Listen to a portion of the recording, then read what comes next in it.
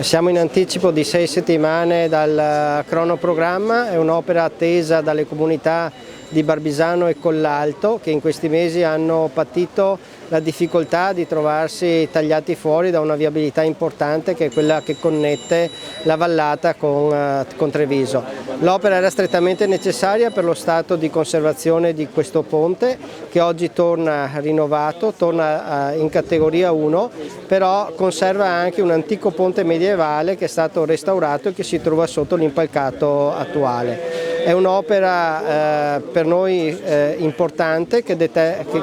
testimonia anche la determinazione dell'amministrazione nel voler portare avanti anche opere non sempre popolari come in questa circostanza, perché ovviamente i disagi sono stati molti. Tra pochi minuti lo riapriremo al traffico e da lunedì sarà aperta anche la circolazione delle corriere. Un'opera importante, appunto, come ho detto prima, soprattutto per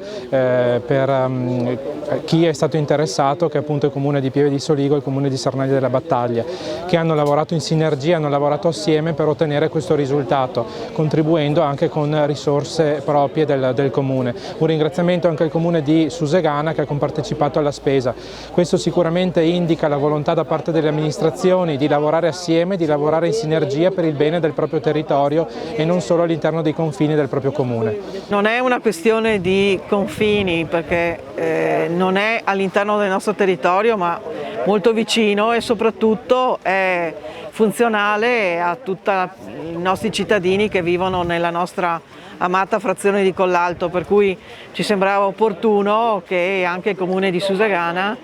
contribuisse perché questo ponte fosse messo in sicurezza, e ne aveva veramente bisogno, e di questo ringrazio chiaramente il sindaco di Pieve di Soligo e il sindaco di Sernaglia, con il quale c'è stata una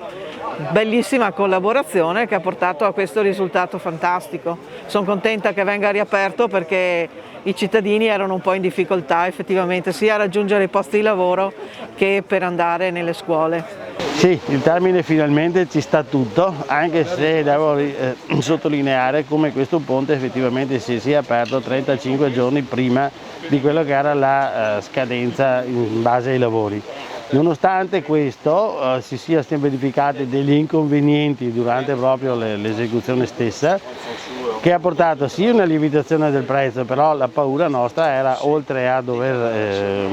sopportare un maggiore esborso, anche dover allungare i tempi di consegna. Questo per fortuna non si è verificato, abbiamo non solo rispettato ma addirittura diminuito quella che era la nostra previsione di consegna, grazie all'impegno dell'impresa, degli uffici tecnici e di tutti quanti che hanno potuto effettivamente lavorare su quest'opera.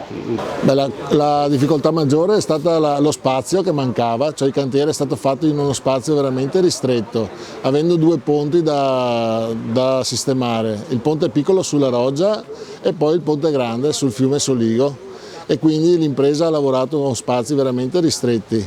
perché ovviamente doveva essere lasciata in funzione la viabilità in arrivo da Barbisano e da Collalto, e qui abbiamo la strada provinciale proprio di fronte dove il traffico è molto sostenuto. Il ponte era comunque sotto vincolo paesaggistico e ci ha imposto una ricerca storica sulla struttura,